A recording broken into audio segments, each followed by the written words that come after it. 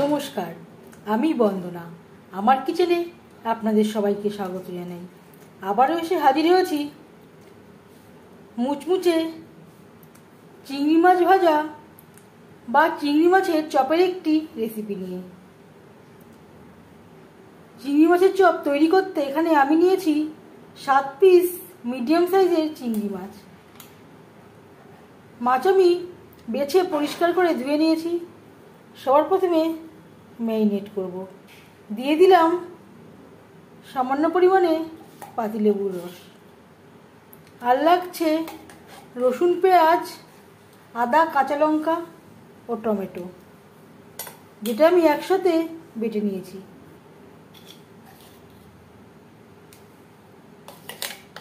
দু চামচ মতো আমি অ্যাড করলাম। আর লাগছে পরিমাণ মতো হলুদের গুঁড়ো, আর লাগছে স্বাদ মতো লবণ, সামান্য পরিমাণে গোলমরিচের গুঁড়ো, সামান্য পরিমাণে গরম মশলা পাউডার। বেশ ভালো করে মেখে নেব। আমি আর জিরে বা ধনের গুঁড়ো ব্যবহার করলাম না। আপনারা চাইলে জিরে বা ধনের গুঁড়ো বা ভাজা মশলাও অ্যাড করতে পারেন।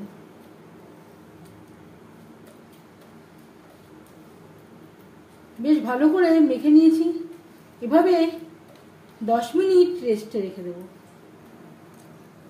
প্রায় 15 মিনিট পর ফিরে আসলাম। আবারও বেশ ভালো করে মেখে নেব। এবার এতে অ্যাড করব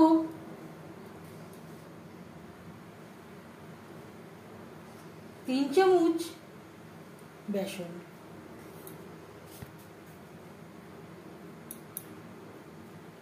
2 চামচ ময়দা। বেশ ভালো করে মেখে নেব। এই মশলায় যে জল আছে তাতেই বেশ ভালো করে মাখা হয়ে যাবে। যদি প্রয়োজন হয় খুব সামান্য পরিমাণে জল অ্যাড করতে পারেন।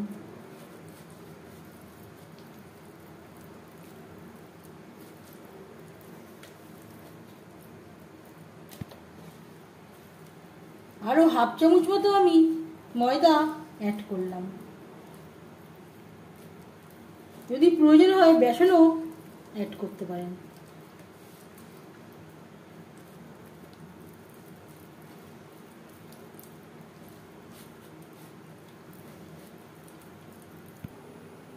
মাছের গায়ে ময়দা ও বেসন বেশ ভালো করে মেখে নিয়েছি।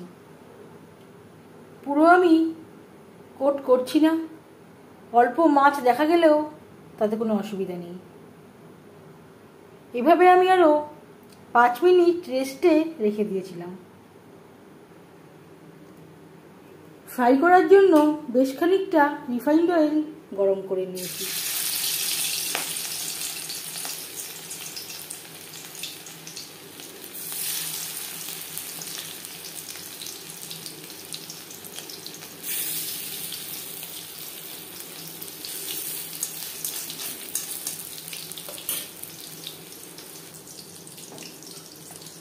হাই ফ্লেমে তেল আমি গরম করে নিয়েছি। ভাজবো মিডিয়াম ফ্লেমে।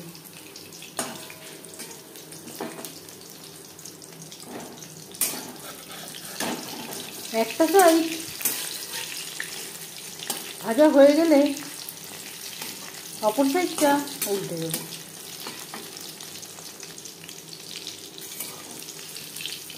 উল্টে পাল্টে ক্রিস্পি করে ভাজা হয়ে গেছে।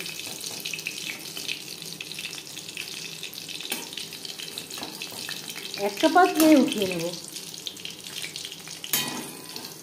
চিংড়ি মাছ দিয়ে আমরা নানা রকম রেসিপি তৈরি করে থাকি, তবে একবার হলেও এভাবে তৈরি করে দেখবেন। এর স্বাদ হবে অন্যরকম।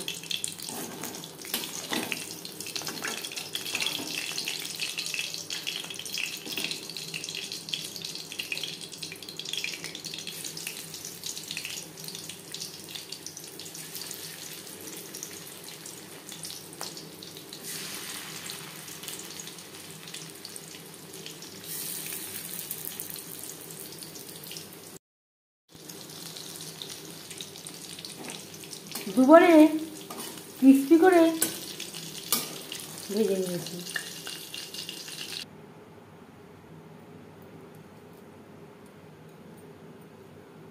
এবার যাচ্ছি সার্ভ করার প্রসেসে।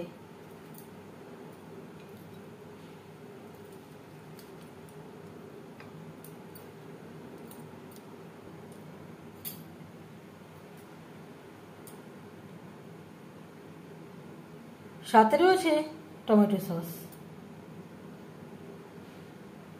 আপনারা গরম গরম ডাল ভাতের সাথেও সার্ভ করতে পারেন।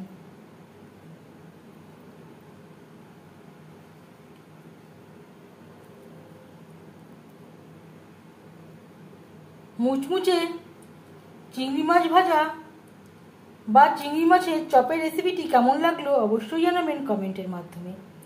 যদি এই রেসিপিটি ভালো লেগে থাকে লাইক করবেন, শেয়ার করবেন, সাবস্ক্রাইব করবেন আমার চ্যানেলটিকে, বেল আইকনটা প্রেস করে দেবেন। যখন আমি নতুন ভিডিও আপলোড করব তার নোটিফিকেশান সবার আগে আপনার কাছে পৌঁছে যাবে। আপনারা সবাই অনেক অনেক ভালো থাকবেন। এই ভিডিওটি দেখার জন্য ধন্যবাদ।